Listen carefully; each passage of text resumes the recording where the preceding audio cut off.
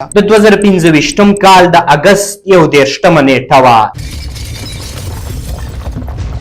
11 بجې او 45 دقیقې وې. سیمې یو غږیز پیغام د اسلامي امارت د واتساپ ګروپونو ته ورسېدو او دغه غږیز پیغام په ګروپونو کې غوغا جوړه کړه. په موټر باندې 4 ساعتو کې سړی نه رسېږي، ته ټیم رسې ډاکټرانو باندې کار نه کېږي، باید تیاره جګه شي. بل کال چې کومه سیمه مزار دره کې ورانې کړې هماغسې ضرر رسېدلی دی. دا فتن د شپې د اسلامي امارت الوتکو د کونړ پر فضا خپلې پرې راتاو کړې.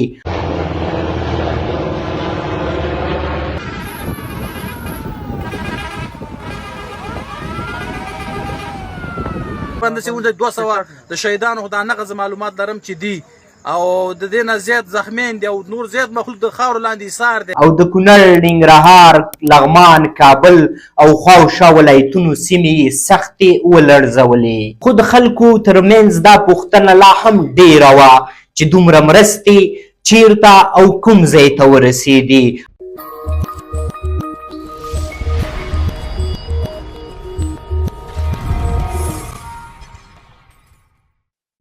د 2025م کال د اګست 21مه نیټه وه د جمعې شپې شاوخوا 11 بجې او 45 دقیقې وې. خلک په خواږه خوب ویده وو چې ناڅاپي د ځمکې له تل څخه یو زورور غږ پورته شو او له هغې سره یو دردونکې زلزله راغله.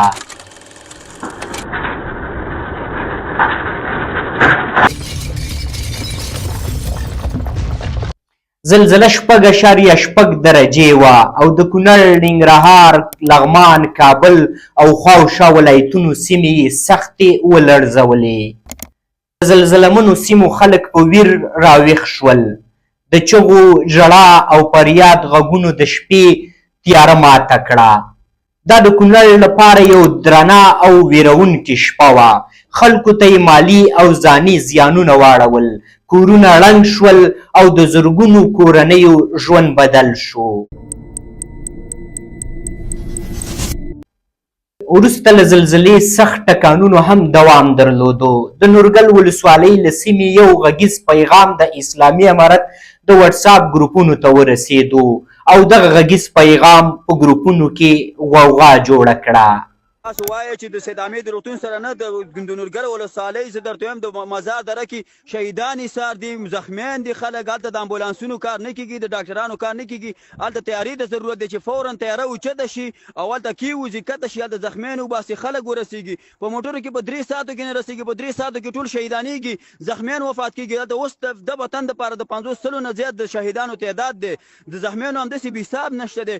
ټول کورونه ناست دي، ټول کورونو ته مشکل جوړ شوی دی. سیتامو باندې نه کېږي، تیارو کومک ته ضرورت دی چې باید غټو چارواکو سره راسرسي ولري، سمدستي فورا هلته اعلان ورکړي چې تیارې جګې شي. په موټر باندې 4 ساعتو کې سړی نه رسېږي، ته ټیم رسې ډاکټرانو باندې کار نه کېږي، باید تیاره جګه شي. بل کال چې کومه سیمه مزار دره کې ورانې کړې هماغسې ضرر رسېدلی دی. دا فتن د شپې خو لا تر ډېره چاته روښانه نه وه چې په رښتیا څه پېښ شوي دي. د شپې ناوخته د نورګل ولسوالۍ امنیتي ځواکونو د مزار درې په لور وخوځېدل او د غازي آباد سیمې ته ورسېدل. لومړی راپور ډېر دروند او ویل کېدل 2500 کسان شهیدان شوي او 450 تنه نور ټپیان دي. بسم الله الرحمن الرحیم. زما نوم ملک شمس الرحمن دی او د نورګل ولسوالۍ د مزار درې اوسېدونکی یم او موږ چې خپلو خپلوانو سره کومې رابطې کړي دي په هره کورنۍ کې 10-15 کسان ټپیان او شهیدان لرو او اوس هم د خاورو لاندې شهیدان ایثار دي، زخمیان ایثار دي.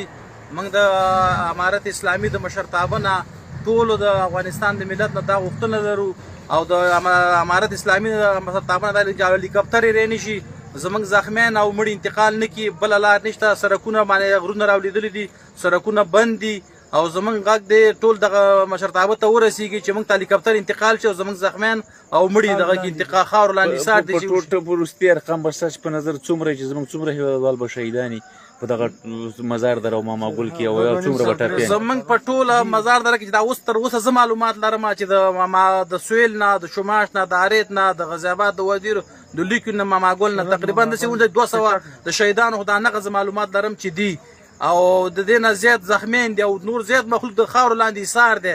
کېدای شي دا تعداد ته 0 نمبره واوړي، د 1.5 نمبره واوړي. وروسته بیا خبر راغی چې د څوکۍ ولسوالۍ په بېلابېلو کلو کې هم درانه مالي او ځاني زیانونه خوتي دي. ویر نور هم خپور شو، خلک ډیر زیات وډار شول، ماشومانو چغې وهلې. یوازې دا نه چې په کومو سیمو کې تلفات خوتي وو او خلک یې ویرېدل، بلکې د خوا او شا سیمو خلک هم له یو درانه رواني تکلیف سره مخامخ شول او لوی واړه ټول په یو لوی ډار کې مختلا شول. کله چې سحر 6 بجې شوې، هغه سخته شپه په غمجن سکوت بدله شوه. د اسلامي امارت الوتکو د کونړ پر فضا خپلې پرې راتاو کړې.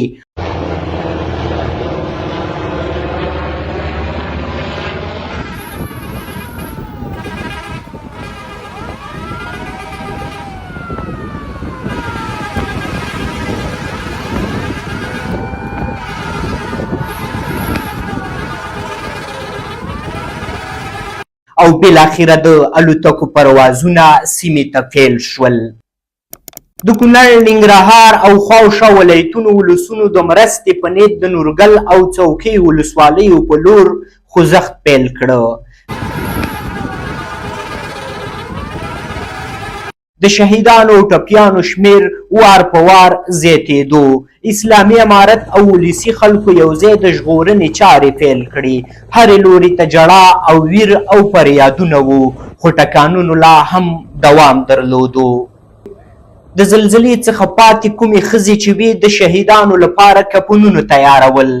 سړیو هم د هدیرې په لور روان وو او ډله ییز قبرونه یې کیندل. د اسلامي امارت ځواکونه د زخمیانو په انتقال بوخت ول. وروسته له هغې څرګنده شوه چې په نورګل ولسوالۍ او څوکۍ ولسوالۍ کې د 50 زیات لوی او واړه کلي ویجاړ شوي دي. ځینې سیمې ان دومره زیانمنې شوې وې چې د خلکو تګ ورته ناشونی و. الوتکې هم ډېرې په سختۍ ورسېدې. په لومړۍ، دویمه او درېیمه ورځ باندې د ژغورنې ډلې د خاورې لاندې کسانو په پلټنه بوخت ول او د خاورو د لاندې کسان یې په بشپړ ډول راوایستل. وروسته له دغې چې د خلکو اطمینان لا ډېر ښه اصیل شي، د قطر هیواد څېړنیز ډلې استازي راغلل. خپلې څېړنې په کونړ ولایت، نورګل او څوکۍ ولسوالۍ کې پیل کړلې، تر څو د خاورې لاندې بند کسان عمومي او راویې باسي. له هغې وروسته هر څه پاک شول، شهیدان خاورو ته وسپارل شول، ټپیانو روغتونونو ته انتقال شول او د بېکوره شوي خلکو لپاره لنډمهاله کیمپونه جوړ شول. خو وروستی راپور ډېر دروند انځور وړاندې کوي. ویل کېده د شهیدانو شمیر تر 2,500 زیات دی او د ټپیانو شمیر بیا تر 15,000 رسېدلی. د خیریه بنسټونو او یو شمیر هیوادونو مرستې راورسېدلې. د مرستو لپاره د اسلامي امارت له لوري یوه ځانګړې کمیټه جوړه شوه چې ټولې مرستې منظم شکل وویشل شي.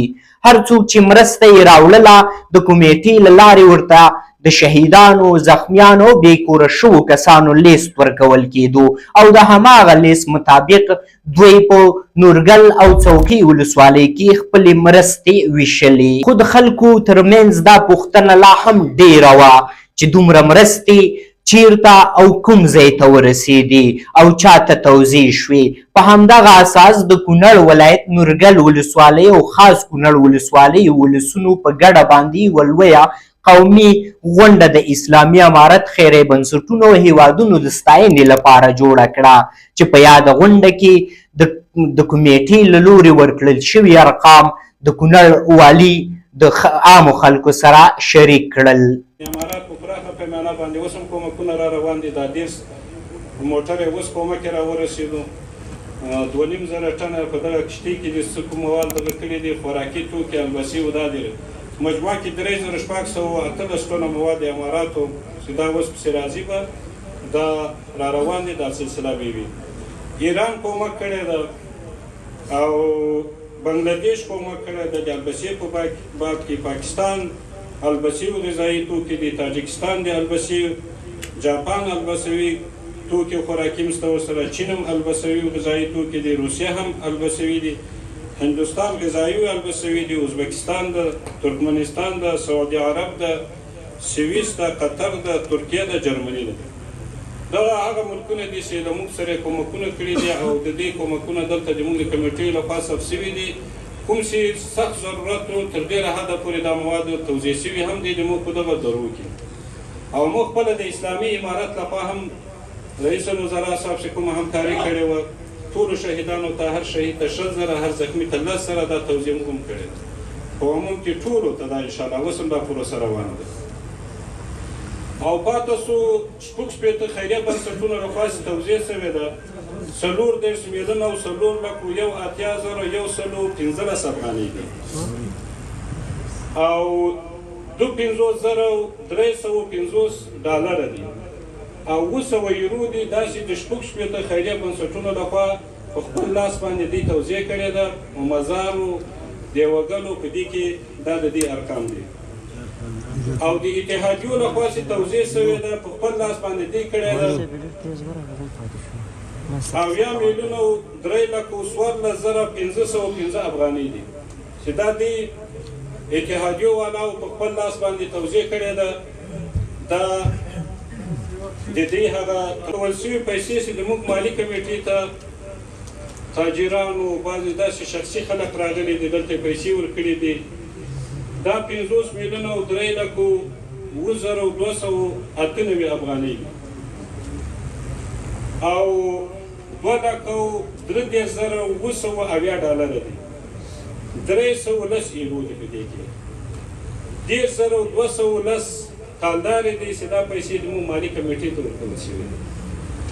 دا پیسې انشاءالله په دې باندې موږ شرکتو سره خبره کړې ده. د کورو نقشه جوړه شوې ده، پروسه یې نهایي شوې ده. سبا ته مو انشاءالله اراده ده که په دې 50 کوره جوړېدو 80 کوره جوړېدو هر څومره کورونه جوړېدو دا به انشاءالله په دې 2 درو کې موږ کورونه سبا افتتاح کوو. دا کار به انشاءالله شروع شي سبا یا بله ورځ انشاءالله. په دغه پیسو چې دا خلکو کړي دي. نور د خوراکي موادو هم دغه لیستونه مکمل په دغه شکل شته. داسې وخت هم کم ده او دوی دا شیان یو سره راواخیستو. دا معنا ده چې مجلس راټولو نو هغه تفصیل کې نظم هغه مکمل له موږ سره دغه مې ټول راخیستي دي انشاءالله. جدولوار ټول له موږ سره شته. دا د تاسې د اطمینان دپاره مې دا وویل چې د موږ پروسه داسې روانه ده او بنسټو والا ماشاءالله ډېر ښه رول لوبولی ده ځکه دا د مؤسساتو کارونه خو اوس لګیا دي. تثبیت یې هم کړی ده. د دې توضیح وشروع ده له اولې ورځې چې څونه بنسټونه دلته موږ پېژنو که ابراهیمي صاحب و عطا خیریه بنسټ، نصیر خیریه بنسټ او دا رقم قمر و دا رقم قدم و دا رقم اوس انومان ماشاءالله دونه ډېر دي. ټولو چې مننه کوو چې دغه اولې ورځې خوراکي توکي هغه عاجل شیانو رسیدګي دې وکوله په درو کې او توضیح خلکو ته. په کونړ کې دا پیښه د خلکو د ژوند تر ټولو دردونکې شپه وه. مشران یې هم په خپلو محفلونو کې د تاریخ تر ټولو خونړۍ پیښه بلي او بلې خواته د ځوانانو لپاره یو ترخه او تر ټولو دردونکې داستان پاتې شو.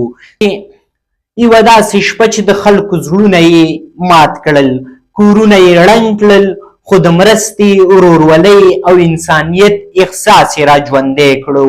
په پوره پیمانه نړیوالې مرستې، خیریه بنسټونو والا مرستې، د خبریالانو له لارې مرستې او په ټوله معنا د افغانستان ټولو ولسونو لاسونه سره ورکړل او په ګډه یې دغه غمیزه وزغمله.